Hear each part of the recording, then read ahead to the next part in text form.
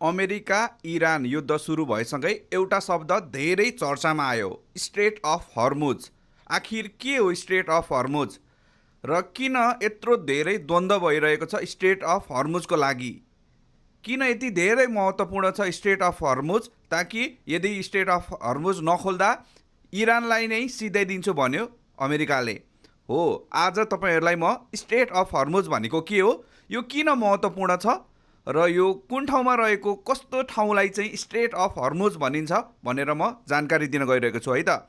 यो भिडियो धेरैभन्दा धेरै सेयर गर्नुहोला ताकि सबैजनालाई नलेज पुगोस्, सबैलाई आइडिया होस्। स्ट्रेट अफ हर्मुज भनेको एउटा समुद्री मार्ग हो जसको चौडाइ लगभग 34 किलोमिटर मात्रै रहेको छ र यो समुद्री मार्गबाट विश्वकै 20% भन्दा बढी तेलहरू निर्यात हुने गरेका छन्। यो समुद्री मार्ग हुँदै Saudi Arabia, Kuwait, Iraq, UAE, Qatar लगायतका देशहरूले आफ्नो देशको तेल चाहिँ निर्यात गर्ने गरेका छन् र ती तेलमा तपाईँको पेट्रोल, डिजेल, ग्यास सम्पूर्ण कुराहरू तपाईँको मध्य एसिया, भारत, चीन, होइन, नेपाल, यो त्यसपछि सँगसँगै तपाईँको कोरिया, जापान र तपाईँको युरोपियन कन्ट्रीहरूले पनि यही बाटोबाट आफ्नो देशमा तेलहरू आयात गर्ने गरेको छन् है त।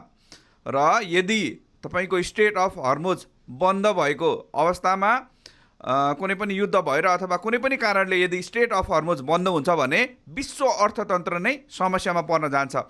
सबै सामानहरूको तपाईँको मूल्य बढेर जान्छ। सबै कुराहरू चाहिँ धेरै कुराहरू तेलसँग रिलेटेड हुन्छन्। जस्तो तपाईँ फ्लाइटको मूल्य बढ्छ, अहिले बढेको छ होइन, गाडी भाडा बढ्छ, गाडी भाडा बढेपछि तपाईँको चाहिँ अरू धेरै कुराहरू बढेर जान्छ, मूल्यहरू एक अर्कासँग सम्बन्धित कुराहरू रहेको हुनाले सम्पूर्ण कुराहरू मूल्य बढेर जान्छ। अर्थतन्त्र नै तपाईँको चाहिँ समस्यामा जान्छ, विश्व अर्थतन्त्र।